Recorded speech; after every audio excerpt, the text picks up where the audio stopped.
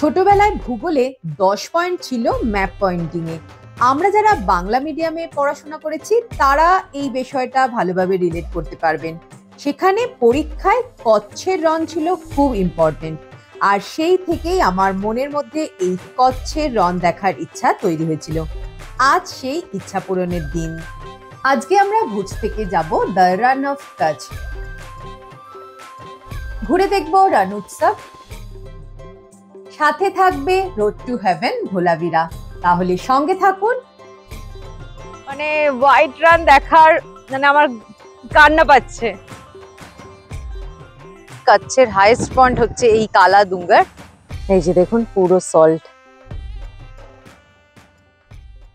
আপনারা যারা প্রথমবার আমার এই ভিডিও দেখছেন তাদের বোঝার সুবিধার জন্য একটু বলে দিই, আমরা এখন আছি গুজরাট সফরে। আহমেদাবাদ থেকে শুরু হয়েছিল আমাদের এই গুজরাট সফর। তারপর বিভিন্ন জায়গা ঘুরে আমরা এসে পৌঁছেছি কচ্ছ প্রদেশের মূল শহর ভুজ। গতকাল আমরা ভুজ শহর ঘুরে দেখেছি, আর এই সমস্ত ভিডিও আপনারা গুজরাট সফর প্লেলিস্টে পেয়ে যাবেন। আর আজকে ভুজ থেকে শুরু করছি আরো একটা নতুন গল্প। গুড মর্নিং ফ্রম ভুজ। এখন টাইম হচ্ছে সকাল 6:20, আর হোটেল থেকে আমাদের বার করে দিয়েছে। মানে কালকে আসলে আমরা এই 6:20 নাগাদই চেক ইন করেছিলাম, তো 24 ঘন্টার জন্য এই রুম আমাদের দিয়েছিল গেস্ট হাউসে। বলেছিল যে এই টাইমে চেক আউট করতে হবে, তাই আলো ফোটেনি। আমরা হোটেল থেকে বেরিয়ে এখন একটু চা খাচ্ছি। তো এরপর আমরা আজকে এখান থেকে যাব রান, কচ্ছের রন দেখতে। তো আজকে আমাদের গন্তব্য বললামই কচ্ছের রন, কিন্তু যাওয়ার আগে আমরা দেখব ভুজের আশাপুরা মায়ের মন্দির। গতকাল আমরা ভুজের সাইট সিন করেছিলাম, তো আশাপুরা মায়ের মন্দিরটা আমাদের বাদ হয়ে গেছিল। আপনারা কিন্তু যখন ভুজের সাইট সিন করবেন অবশ্যই আশাপুরা মায়ের মন্দিরটা দেখে নেবেন। তো এখন সকালবেলা মন্দির খুলে যায় 6:30টায়, তো আমরা দেখে তারপর যাব।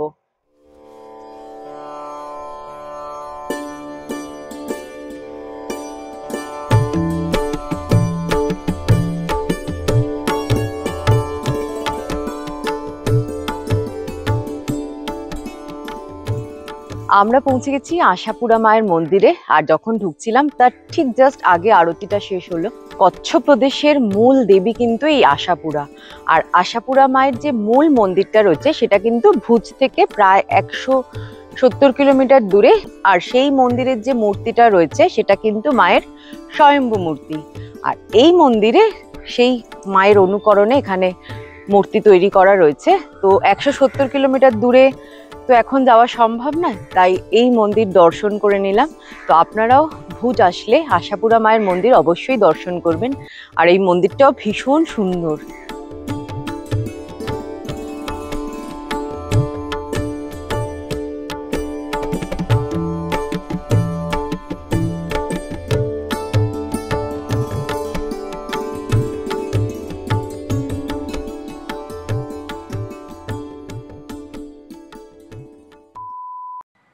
ভুজ থেকে এবার আমরা রওনা দিচ্ছি হোয়াইট রানের উদ্দেশ্যে।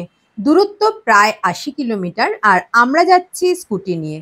গতকাল ভুজ থেকে আমরা এই স্কুটিটা রেন্ট করেছি। স্কুটি রেন্টালের সমস্ত ডিটেলস আগের ভিডিওতে দেওয়া রয়েছে। আর যাওয়ার পথে রাস্তাতেই দেখতে পেলাম ভুজের এয়ারফোর্স স্টেশন।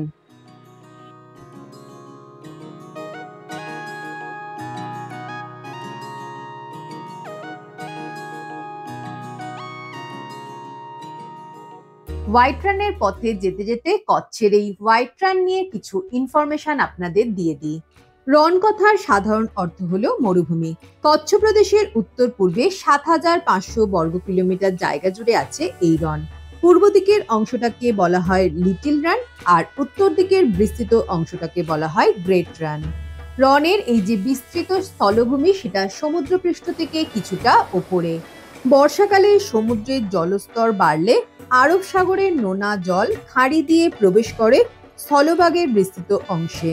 একটু উঁচুতে হওয়ার জন্য সমুদ্রের জলটা স্থলভাগেই জমা হয়ে যায়, আর বেরোতে পারে না। আস্তে আস্তে জল শুকিয়ে গেলে সেই বিস্তৃত অংশে তৈরি হয় বিশ্বের সবচেয়ে বড় নুনের মরুভূমি।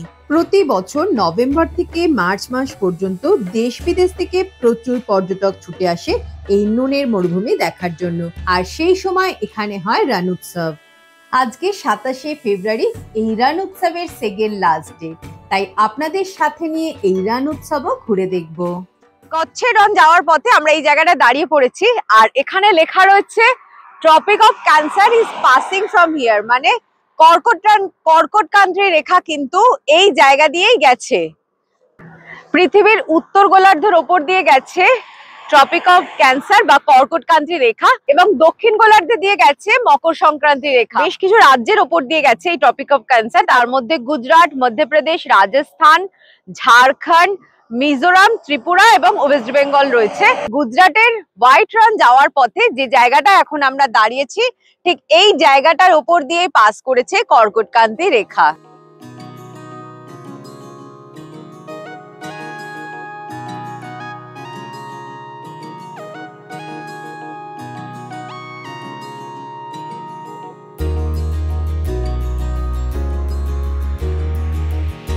এখন টাইম হয়েছে 8:45, আর আমরা ভুজ থেকে বেরিয়েছিলাম 7:15 নাগাদ। মোটামুটি 1.5 ঘন্টা মতো রাইড করে এসে আমরা এখন দাঁড়িয়েছি একটা চায়ের দোকানে।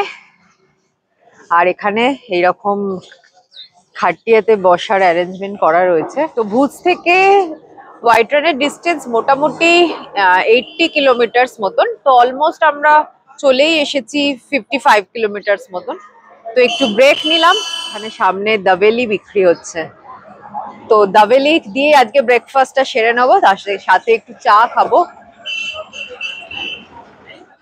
চলে এসেছে গরম গরম চা আর দাবেলি। এখানে যে চায়ের দোকানে দাঁড়িয়েছি, এটা হচ্ছে একটা মাওয়া সেন্টার। এই হচ্ছে মাওয়া। তো আমি একটু টেস্ট করলাম, হেভি খেতে, কিন্তু ভাবছি নেবো একটুখানি।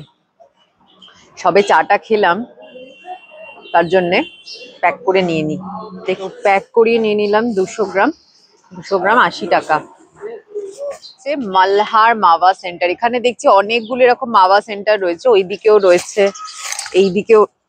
এইদিকেও রয়েছে। এই রাস্তা দিয়ে যখন যাবেন তো মাওয়া এখানকার ট্রাই করবেন, দারুণ খেতে।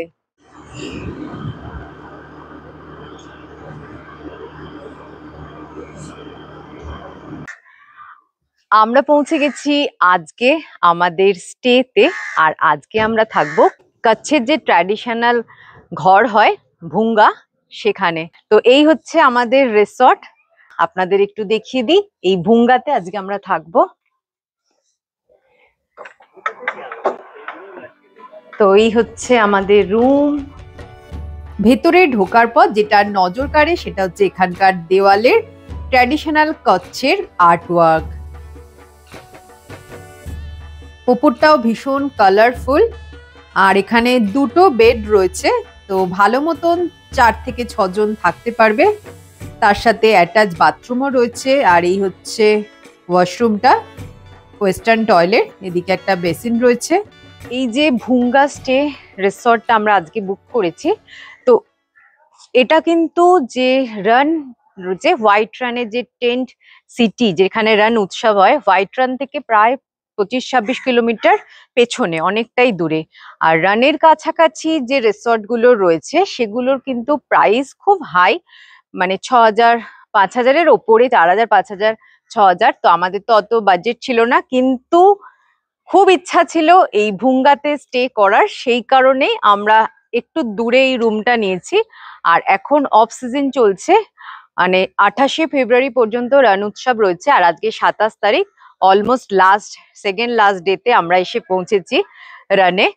তো সেই কারণে এই রুমটা আমাদের 1800 টাকার মধ্যে পড়েছে। তো তার সাথে আমাদের ব্রেকফাস্ট এবং ডিনার ইনক্লুড রয়েছে। অনেকক্ষণ পর আবার আপনাদের সঙ্গে কথা বলছি। আমরা রিসর্টে এসে যাওয়ার পর দুপুরে আর কোথাও বেরোইনি, এখানেই সামনে একটুখানি বেরিয়েছিলাম শুধু লাঞ্চ করে। আমরা রেস্ট করেছি দুপুরে, রোদে আর কোথাও যাইনি। এখন প্রায় 4:30 বাজতে গেল, আর আমরা এখন যাচ্ছি কচ্ছের রণ দেখতে। আপনাদের আগেই জানিয়েছি আমরা যে রিসর্টে উঠেছি সেখান থেকে হোয়াইট রানের ডিস্টেন্স প্রায় 30 কিলোমিটার। কেউ যদি হোয়াইট রানের কাছাকাছি থাকতে চায় তাহলে ধর্দোতে থাকতে পারেন। ধর্দোতে এরকম ভুঙ্গা রিসর্ট প্রচুর রয়েছে। রান উৎসবের যে টেন্ট সিটি আছে তার গেট দেখা যাচ্ছে সামনে। এই হচ্ছে রান উৎসবের যে টেন্ট সিটি, সেইটা। এখানে টেন্টে থাকার ব্যবস্থা রয়েছে, তো একমাত্র যারা এখানে স্টে করবে তারাই এর ভেতরে ঢুকতে পারবে। আর এই টেন্ট সিটির কিন্তু ভাড়া এক এক দিনের প্রায় এক একজনের 6,000-7,000 টাকা থেকে। বাঁদিকে রয়ে গেল টেন্ট সিটি, আর আমরা পাশের রাস্তা ধরে যাচ্ছি রান উৎসব।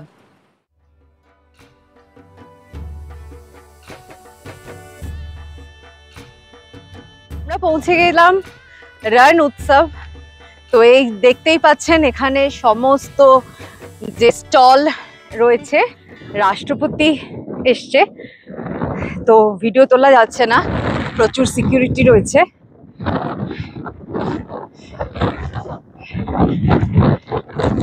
রয়েছে বাস স্টেশন, তো বাসে করে আমরা যাব হোয়াইট রান। অনেকটা ডিস্টেন্স, তো হেঁটে যাওয়া সম্ভব নয়, তাই এখানে বাস সার্ভিস রয়েছে। তো এখানে পৌঁছে খুব বাজে একটা সিচুয়েশনের মধ্যে পড়ে গেছি, আমার মনটা খুব খারাপ হয়ে গেল। মানে হোয়াইট রান দেখার, মানে আমার কান্না পাচ্ছে, দেখার খুব ইচ্ছা ছিল, কিন্তু আজকে রাষ্ট্রপতি এসেছে তো কখন মানে বুঝতে পারছি না, কোনো বাস ফাস যেতে দিচ্ছে না পাবলিককে।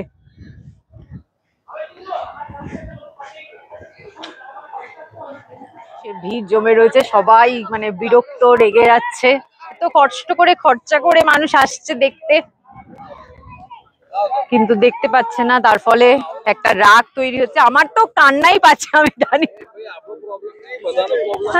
আমি আর কিছু বলতেই পারছি না, আমার কান্না পেয়ে যাচ্ছে। আমার এতদিনের ইচ্ছাটা পুরো বেকার হয়ে যাচ্ছে দেখতে পেয়ে, আমার পুরো কান্না পাচ্ছে।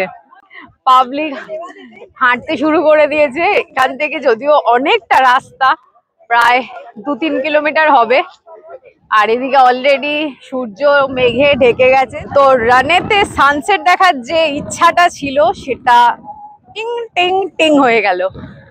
মন সত্যি খুব খারাপ, জানি না আর কোনোদিন রান আসতে পারবো কিনা, দেখতে পাবো কিনা।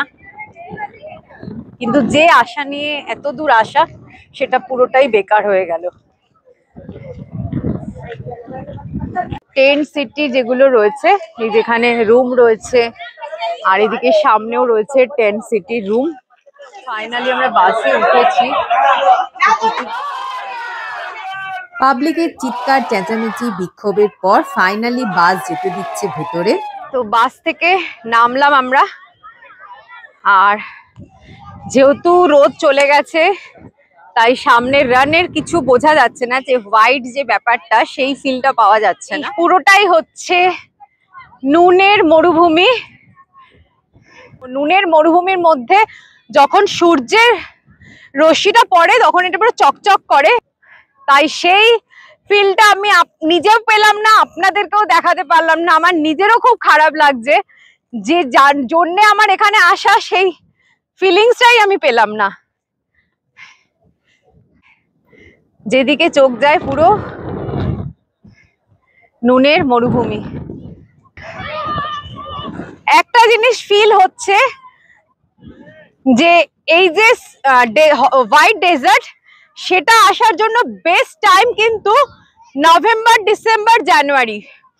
ফেব্রুয়ারিতে, আজকে ফেব্রুয়ারির শেষ, প্রায় 27, মানে নুনগুলো পুরো জমাট বেঁধে গেছে, বসে গেছে, এবং মানুষের পায়ে পায়ে মানে সেই নুনের যে ফিলিংস সেটা কিন্তু একদমই নেই। তো কাদা কাদা মনে হচ্ছে, যেন মনে হচ্ছে মাটি মাটি জমাট বেঁধে গেলে যেরকম হয় না, ঠিক সেই রকম একটা ফিলিংস হচ্ছে। আমরা যখন মন থেকে কিছু চাই, ভগবান সেটা ঠিকই পূরণ করেন। আজ সেটা উপলব্ধি করলাম। কচ্ছের রন দেখার ইচ্ছা যেমন আমার ছিল, তেমনি এই রনে সূর্যাস্ত দেখাটাও আমার স্বপ্ন ছিল। কিছুক্ষণ আগে অবধি এই রন পর্যন্ত পৌঁছানোটাই আমাদের অনিশ্চিত হয়ে গেছিল।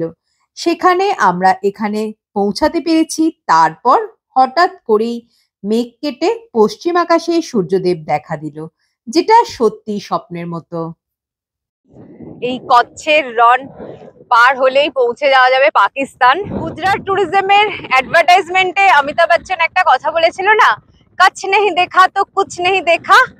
এখন এই মুহূর্তে দাঁড়িয়ে এই হোয়াইট রানে এই সানসেট দেখে মনে হচ্ছে একদম কথাটা সত্যি, কুছ নেই দেখা তো কুছ নেই দেখা। একটু আগে পর্যন্ত আমার মন এত খারাপ হয়ে গেছিল, আমার তো জাস্ট কান্না পেয়ে গেছিল। তো ফাইনালি এই মুভমেন্টটা দেখতে পেয়ে জাস্ট মানে ওয়াও ফিল হচ্ছে, অসাধারণ অসাধারণ। এটা জাস্ট একবার দেখুন, ওয়াও ওয়াও ওয়াও।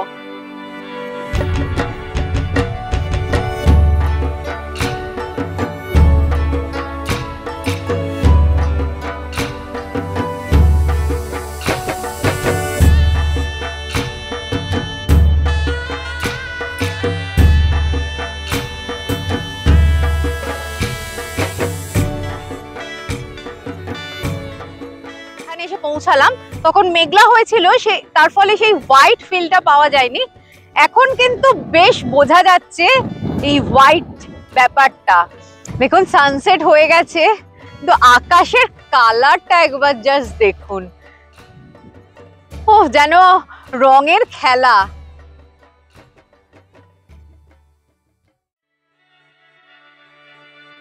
এদিকে অন্ধকার হতেই রণ উৎসব সেজে উঠল আলোর মেলায়।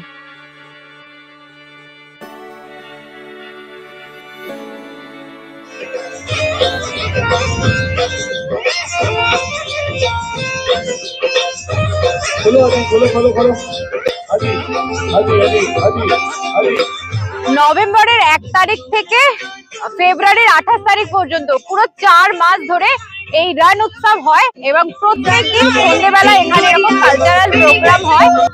রণ আসার জন্য বেস্ট টাইম কিন্তু এটাই, নভেম্বর থেকে ফেব্রুয়ারি। আরো ভালো হয় যদি আপনারা একদম ডিসেম্বর জানুয়ারিতে আসতে পারেন, যদিও সেই টাইমটা এখানে খুব পিক সিজন থাকে, সবকিছুরই ভাড়া খুব বেশি। আর ফেব্রুয়ারি আর নভেম্বরটা একটু অফ সিজন।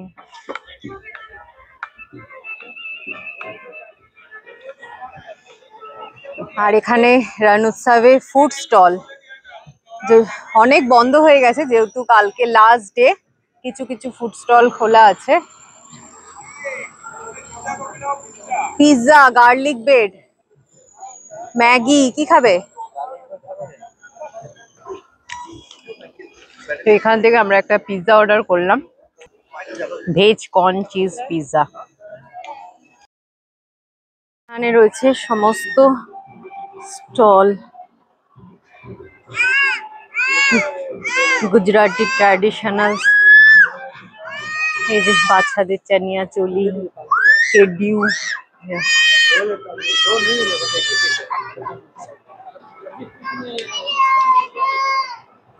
जैकेट्स রয়েছে। ये स्कर्ट का क्या प्राइस है? ये 1500 अजरक सिल्क में। क्या प्राइस है इसका? ये 150 रुपया सिंगल पेयर, এগুলো তাও সস্তা আছে। অনেক দোকান বসেছে। রানের স্মৃতি হিসাবে এই একটা ম্যাগনেট নিলাম, ফ্রিজ ম্যাগনেট, 100 টাকা করে, রানা टच लिखा। वॉक है, इसको क्या बोलते हैं? Mud art. ट्रेडिशनल है यहाँ का, कच्छ का। এই যে কচ্ছের ট্র্যাডিশনাল মাড আর্ট। রণ উৎসবে আসলে এখানে যে হ্যান্ডক্রাফটের যে স্টল গুলো রয়েছে, হরেক রকমের জিনিস এখানে রয়েছে, বিভিন্ন রেঞ্জের রয়েছে, কিন্তু খুব সুন্দর এখানকার ট্র্যাডিশনাল জিনিসপত্র, হাতের কাজের জিনিসপত্র রয়েছে। তো বেশ ভালো লাগবে ঘুরে ঘুরে দেখতে।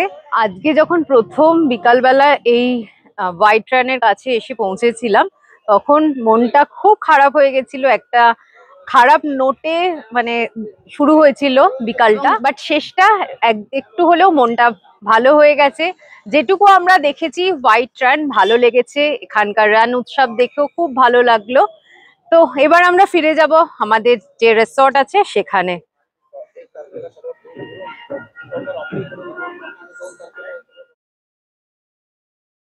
টাইম এখন ভোর 5:47 আর আমরা বেরিয়ে পড়লাম আমাদের রিসর্ট থেকে। আমরা এখন যাচ্ছি রোড টু হেভেন, আর অন্ধকার থাকতে থাকতে বেরোনোর একটাই কারণ, ওখানে গিয়ে আমরা সানরাইজ দেখব। আমরা যে রিসর্টে ছিলাম সেখান থেকে রোড টু হেভেনের ডিস্টেন্স প্রায় 30 কিলোমিটার, আর ধোলাবিরা 60 কিলোমিটার। সূর্যোদয় হতে এখনো কিছুক্ষণ সময় বাকি আছে, কিন্তু তার আগে উষালগ্নে আকাশটা যেন পুরো বেগুনি হয়ে গেছে। এরকম বেগুনি আকাশ আমি প্রথমবার দেখলাম। আমরা পৌঁছে গেছি রোড টু হেভেনে। এখান থেকে ধোলাভিরা এখনো 30 কিলোমিটার। আর এই দীর্ঘ লম্বা রাস্তার দুধারে রয়েছে বিস্তৃত হোয়াইট রান। দুদিকে নুনের মরুভূমি আর মাঝখান দিয়ে চলে গেছে কালো পিচের রাস্তা। হঠাৎ করে দেখলে মনে হয় যেন রাস্তা মিশে গেছে আকাশে। সেই কারণে এই রোডটাকে বলা হয় road to heaven. Welcome to road to heaven. এখন দাঁড়িয়ে রয়েছি ধোলাভিরা যাওয়ার পথে, যে রোড টু হেভেন রয়েছে সেখানে। আর টাইম সকাল 7:15। আর এই পেছনে হচ্ছে সানরাইজ, মেঘের আড়ালে চলে গেছে। দার্জিলিং এ গিয়ে কাঞ্চনজঙ্ঘা থেকে সানরাইজ দেখা যেমন ভাগ্যের ব্যাপার, এখানেও সেই রকম। আজকে আমাদের ভাগ্য প্রসন্ন হয়নি, তাই একটু মেঘের আড়ালে চলে গেছে সান। আর এইদিকে ক্যামেরাটা শুধু ঘোরালে দেখুন চারিদিকে হোয়াইট হোয়াইট। গতকাল আমরা হোয়াইট রানের একটা পার্ট দেখেছিলাম। আর এই ধোলাভিরা সাইডেও রয়েছে নুনের মরুভূমির বিশাল বড় একটা অংশ। পুরো নুনের মরুভূমি, এই যে দেখুন পুরো সল্ট। গতকাল হোয়াইট রান দেখে মনে একটু আক্ষেপ হয়েছিল। হোয়াইট রানের হোয়াইট ব্যাপারটাই ফিল করতে পারিনি, কিন্তু আজকে এই দিকটায় এসে সেই আক্ষেপটাও দূর হয়ে গেল। আজকে সত্যি মনে হচ্ছে হোয়াইট রান দেখার আমার যে স্বপ্ন ফাইনালি পূর্ণ হলো। পুরো চারিদিকে সাদা সাদা সাদা। এই অপার সৌন্দর্য, এই সুন্দর মুহূর্তগুলোকে মনের মণিকোঠায় রেখে আমরা এগিয়ে চললাম এখন ধোলাভিরার দিকে। ধোলাভিরা হলো একটি ইউনেস্কো ওয়ার্ল্ড হেরিটেজ সাইট। এখানে পাওয়া গেছে হরপ্পা সভ্যতার নিদর্শন।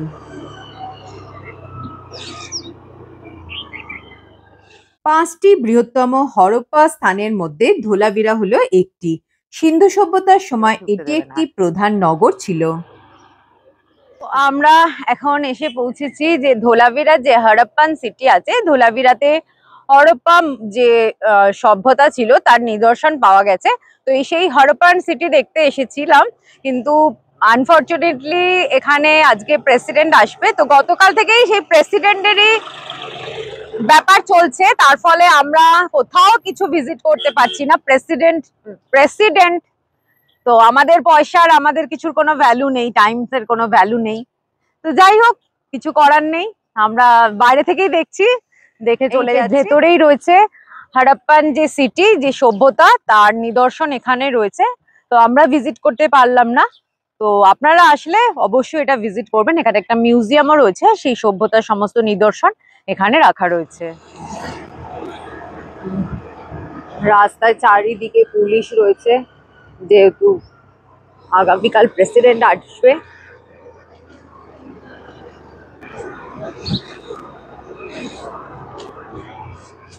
একটু আগে আপনাদেরকে নুনের যে রন দেখালাম, তো এই রনটা কিন্তু এই দেখুন অন্য সময় আসলে এরকম জল হয়ে থাকে। এটা হচ্ছে Kutch lake. Road to heaven যে রাস্তাটা রয়েছে, দুধারে কচ্ছ লেক রয়েছে। লেকের জলটাই শুকিয়ে গিয়ে ওখানে নুনের মরুভূমি তৈরি হয়ে যায়, আর এই পোর্শনটাই কিন্তু এখনো জল রয়েছে। একটু এগিয়ে নিয়ে আসলে দেখা যাবে নিচেটা নুন জমাট বেঁধেছে, কিন্তু ওপরে এখনো জল রয়েছে। সাইড গুলো আস্তে আস্তে সল্ট জমাট বেঁধেছে। ধোলাভিরা থেকে এখন আমরা যাচ্ছি কালাদুঙ্গার বা কালোদুঙ্গার। এই কালোদুঙ্গার হচ্ছে কচ্ছের হাইয়েস্ট পয়েন্ট।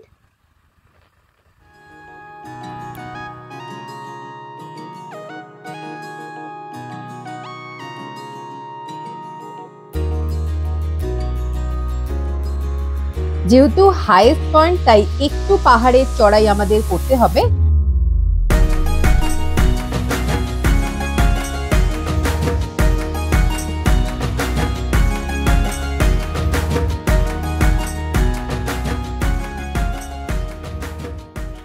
আমরা চলে এসেছি কালাদুঙ্গা। টু হেভেন দেখে এখানে আমরা এসেছি। এখন টাইম হচ্ছে 11টা, আর আমরা রোড টু হেভেনের ওখানে অনেকক্ষণ সময় কাটিয়ে দিয়েছি, তো এখানে আসতে একটু দেরি হয়ে গেছে। তো এই জায়গায় এখানে হচ্ছে গাড়ি পার্কিং করে এই দিকে যেতে হবে হেঁটে।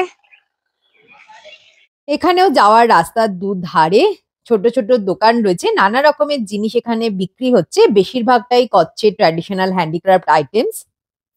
এখানে বিভিন্ন জায়গায় আজরাকের নানা ধরনের জিনিস দেখতে পাবেন। আজরাক এখন খুবই জনপ্রিয়, আর এখন তো শান্তিনিকেতনে পাওয়া যায় আজরাক, কিন্তু আজরাক বেসিক্যালি হচ্ছে এই কচ্ছের ট্র্যাডিশনাল হ্যান্ডিক্রাফট।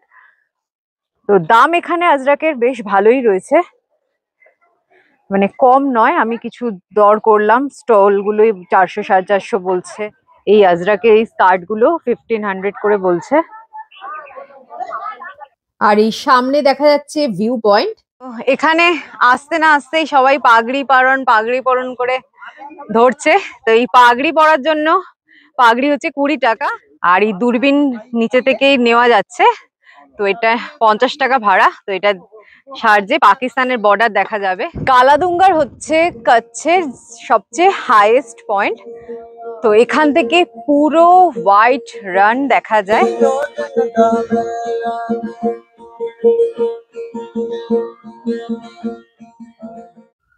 5-7 মিনিট হেঁটে আমরা পৌঁছে গেলাম কালাদুঙ্গার ভিউ পয়েন্ট।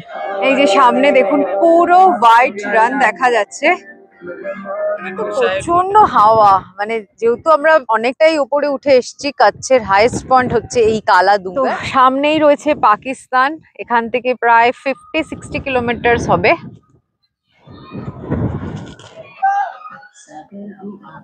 এখানে ট্র্যাডিশনাল কচ্ছের ড্রেস পরে আপনারা ছবি তুলতে পারেন। 100 টাকা করে ড্রেসের চার্জেস। পরে এসেও দূরবীন নেওয়া যায় গাইড সহ।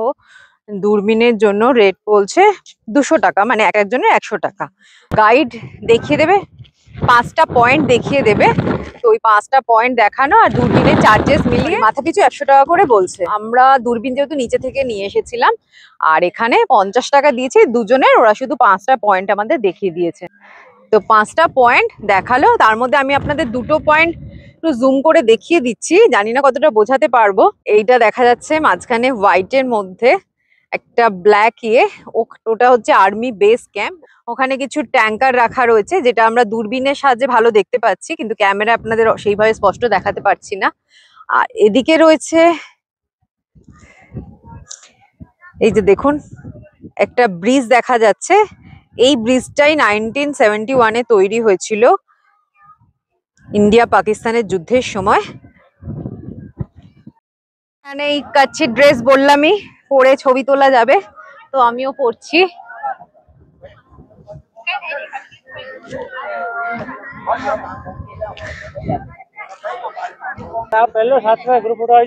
बाप रे, नहीं सर को पहनना नहीं है।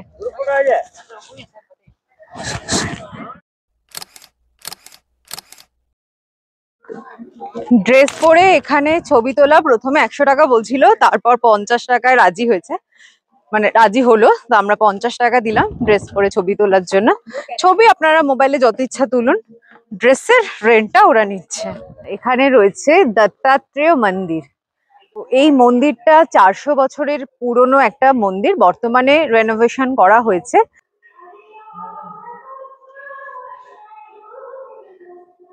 এই দত্তাত্রেয় মন্দিরে একটা কাহিনী রয়েছে। ভগবান দত্তাত্রেয় এখানে থাকতেন, তো তখন তো এই জায়গাটা পুরো জঙ্গলে ঘেরা ছিল। তো প্রত্যেকদিন শিয়াল আসতো মানে এখানে, আর উনি তাদেরকে খাবার দিতেন। তো একদিন তার কাছে খাবার শেষ হয়ে যায়, সেই সময় শিয়ালরা আসলে তিনি নিজের অঙ্গ কেটে শিয়ালদের খাইয়ে দেন। সেই কারণে এখনো এখানে প্রতিদিন খাবার রান্না করে শিয়ালের উদ্দেশ্যে রাখা হয়, কিন্তু শিয়াল তো এখন আসে না, পাখি এবং শুয়োররা এসে খেয়ে যায়, কিন্তু রাখা হয় শিয়ালদের উদ্দেশ্যে। এই যে সামনে দত্তাত্রেয় মন্দির, তাতে এখান থেকে সিঁড়ি দিয়ে নেমে আসলে এখানে রয়েছে ভোজনালয়। তো এখানে প্রতিদিন ভোজন করানো হয়। কালাদুঙ্গার দেখে আমরা আবার ব্যাক করে গেছি আমাদের রিসর্টে, যেটা আমরা গতকাল ছিলাম। তো আমাদের লাগেজ এখানে রাখা ছিল, চেক আউট তো আমরা করেইছি। তো এখন আমরা এখান থেকে সোজা যাব ভুজ। তো ভুজ থেকে আজকে রাত্রে আমাদের আবার ট্রেন রয়েছে। আমরা তো কচ্ছে এসে একটা দিন রিসর্টে স্টে করলাম। যদি আপনারা না থাকতে চান তাহলে আপনারা কিন্তু একদিনেই ঘুরে চলে যেতে পারেন। সকালবেলা ভুজ থেকে বেরোলেন, সকাল সকাল একটু বেরোতে হবে, তারপর হোয়াইট রান এবং কালাদুঙ্গার, ধোলাভিরা এবং রোড টু হেভেন দেখে ব্যাক করে যেতে পারেন ভুজ। রাত্রে মোটামুটি 10টার মধ্যে আপনারা ভুজ পৌঁছে যেতে পারবেন। তো এবার আমরা এখান থেকে বেরিয়ে ডাইরেক্ট ভুজ যাব। তো ভুজে পৌঁছে আবার আপনাদের সঙ্গে কথা বলবো। এখন বাজে 3:30 আর আমরা ভুজ এসে পৌঁছেছি। আর এসেই আগে আমরা লাঞ্চ করতে বসেছি। আজকে আমাদের সকালে না ব্রেকফাস্ট করা হয়েছে না দুপুরের লাঞ্চ। এই 3:30-র সময় জাস্ট রেস্টুরেন্ট বন্ধ হবে, আমরা এসে ঢুকেছি। লাঞ্চের অর্ডার করেছিলাম রুটি আর চিকেন, অর্ধেক খাওয়াও হয়ে গেছে, আমার তো খাওয়াই হয়ে গেছে। খিদে পেয়েছিল যে আমার আর ভিডিও করাই হয়নি। আর সবচেয়ে বড় কথা, আজ প্রায় 6-7 দিন পর আমরা ননভেজ খেলাম। তো চিকেন দেখে আর তারা মানে অপেক্ষা করার মতন ধৈর্য ছিল না, তো ফটাফট খেয়ে নিয়েছি। কারণ সেই ডিউতে আমরা ননভেজ খেয়েছিলাম আর আজকে ননভেজ খেলাম। তো গুজরাটের সমস্ত জায়গায় ননভেজ অপশান খুব লিমিটেড, হ্যাঁ ভেজ অপশানই বেশি। তো ভেজই কন্টিনিউয়াসলি আমরা খেয়ে গেছি। তো এবার আমরা স্কুটিটা জমা করব, দিয়ে আমরা ভুজ স্টেশনে ওয়েট করব। ট্রেন আছে রাত্রি 10:40-এ, তো অনেকক্ষণ আমাদের অপেক্ষা করতে হবে। ভুজ থেকে রাতের ট্রেন ধরে আমরা পৌঁছাবো আমাদের লাস্ট গন্তব্য বদোদরা। পরের পর্বে থাকবে বদোদরার কিছু লোকাল সাইট সিন আর ঘুরে দেখে নেব স্ট্যাচু অফ ইউনিটি। তাহলে দেখা হচ্ছে খুব শীঘ্রই পরের ব্লগে। সকলে ভালো থাকবেন, টাটা।